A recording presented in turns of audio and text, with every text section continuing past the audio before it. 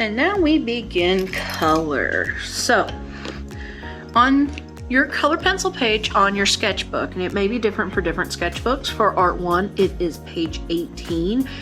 And for Art 7, Visual Art 7-8, I believe your page will be 17 or so. So with this, the last page before this should be the CY&K and colors definition theories. So basically we're going to go over to some basic color pencil techniques. I've got 3 different pencils here. You want 2 contrasting color pencils and a good white at least. So those are what you will need. So 2 colors that are heavily contrasted, like blue and yellow, red and green. Well, you might not want to do red and green. Those mix together very poorly. So red and yellow will do it. Purple and blue, green and blue, red and orange, orange and yellow. Anything that is that will mix together, but are very contrasted. So first thing we're going to do is hatching techniques for color. So basically what you're going to do for coloring, now see how far back my pencil is that I'm holding my pencil? It's because I want to control the pressure that I'm laying down.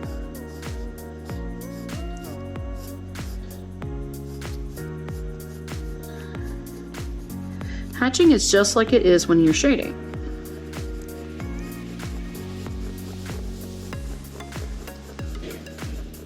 And as we keep going, we just keep it up. This can make that vertical line textures. If we were to blend it, you would take this, take your opposite color, and go in the same direction.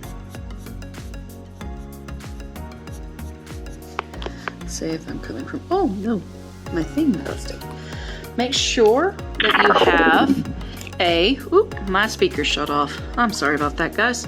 Make sure you have a hand sharpener in order to sharpen your pencils. You never want to put these in a crank sharpener or an electric sharpener. They tend to like to eat the pencils a little bit. So you don't want to sharpen them to a pristine little point, not always. Just enough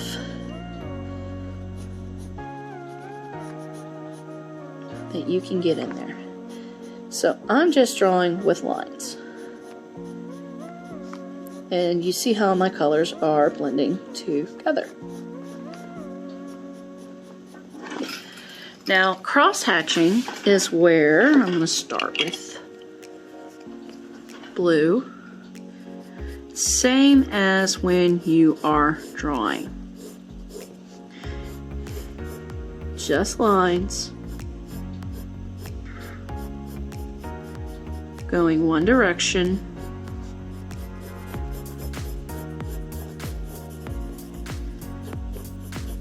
Then you can take a contrasting color or the same color and go the opposite.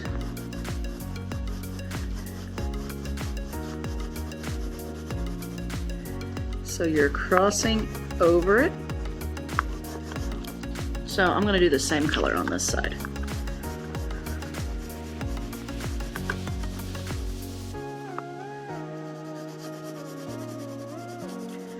And then I'm going to come across it again.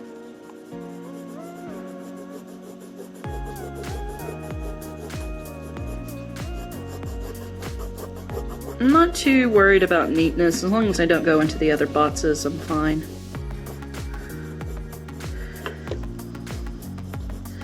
And I make sure it's a good, even coat. Now I'm going to go back with this one.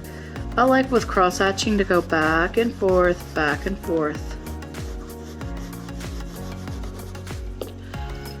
Now, basically that's cross-hatching. It's very similar to how you do shading. Same with this one here. With scumbling,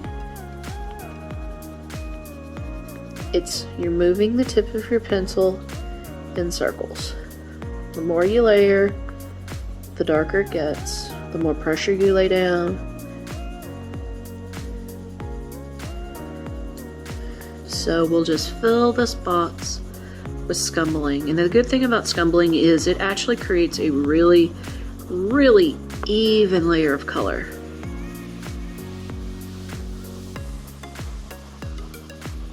I'm gonna lighten my pressure up a little bit. Now I'm gonna take my yellow and I'm going to scumble with it.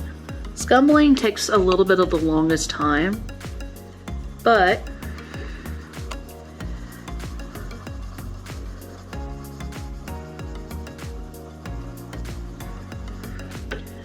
it makes a really smooth, even color. As long as you are precise with it. Making sure that you do tight little circles and that you layer it just enough. So,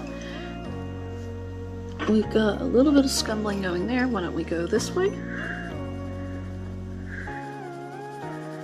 I don't think I'll fill in the whole box for this demonstration. You are required to fill the entire box up though. So when you are doing your work, you are going to be filling up the whole box with your two colors. Making sure I see the little swirls of scumbling. Now notice I'm not really pressing all that hard. I'm just kind of moving my hand in circles and I'm layering them. And notice that my pencil's not straight up and down either. It's laying kind of flat. See? One of the best ways to fill up your areas. If you want it more precise, you can do this, but I'm telling you now, it will take longer. It's better to have a larger surface area. Now, let's go down here to burnishing.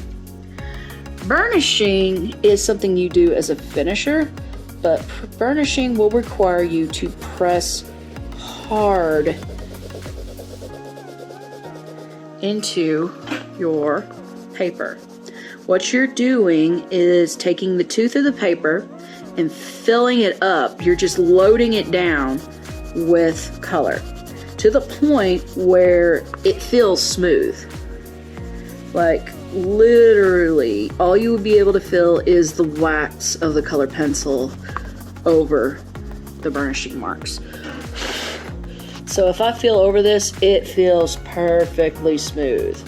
It is almost shiny in regards, so if I lift this up, I don't know if my camera is catching that, but I could see it. You could see a shine move across there. That's because the layer of wax is just coating the paper right there. Now pressure shading, that's where you can start off strong.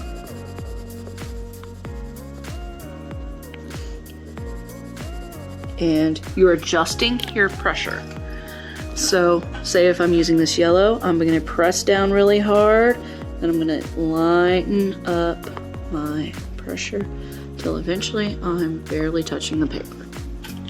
So that's basically pressure shading right there.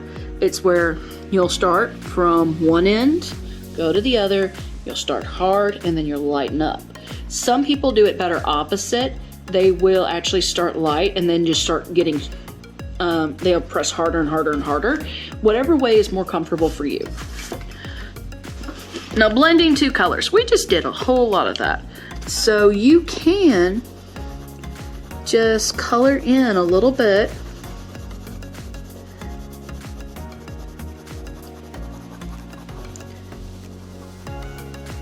I'm gonna start scumbling a little bit, just so I get a little bit.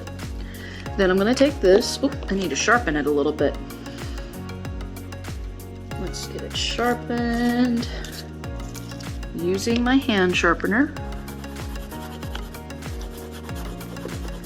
And then I'm going to go into here and I can just layer them in together. And I'm going to do pressure shading a little bit by lightening up my pressure in order to blend them together. So what if I go back this way? If I go back over it with the yellow, it'll help blend it a little bit more, and I can go into the blue a little bit. And that'll help spread the colors a little bit more evenly. And that way you can just mix your colors together instead of also going through this mixing up here. This is more of a blended method. This will actually allow your colors to really just tie in together. Now, if you go off of this method, you can go here. This is where I like to use white over top of my pencils. So I'm going to do a pressure meter where I'm going one way and then lighter. And then I'm going here with this on the other side, going darkest as I can, and then I get lighter and lighter and lighter and lighter and lighter. So you can see the green in the middle coming out. Well, if I take my white and I burnish it, once I'm 100% ready,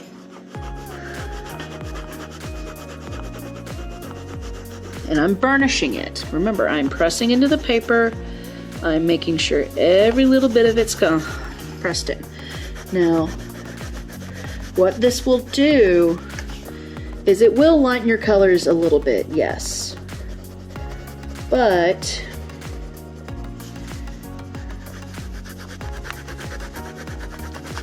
it also smooths out your blending. So if you can look, I did half and half. So in between here and here, I'm gonna clean off my white by doing that. You can see I've got a little bit of this down in here, which is closer to this up here. And then this in here is more smoothed out. It can look a little bit more like paint if you get it in that regard. Now, the more you lay down of your color, say I'm gonna do an example over here. I'm gonna lay down a lot of color here.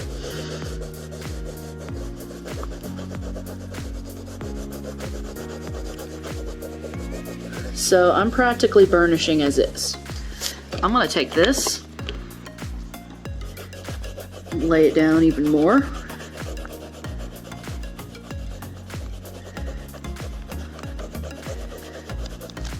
And they blend together pretty well. But when I take that white, and especially right in here, especially on those hard edges, well, even though I am lightening it up a little bit,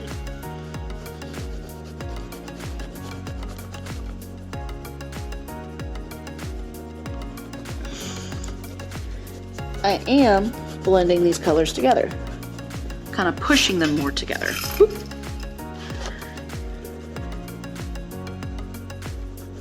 You can get something called a colorless blender as well to help with the white lightening up everything. I don't really have many of them. I think, let me see, I think I might have, I don't think I have one in this stack. Wait. Yep, I have a colorless blender in this stack. So here's one here. And basically it does something very similar. You color it in,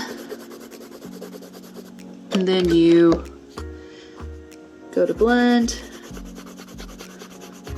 and then you can take the colorless blender, and I feel like the colorless blender is a little harder, like it just kind of scrapes some wax away. It doesn't feel as smooth as what a white feels like. It does keep your things from smearing together though.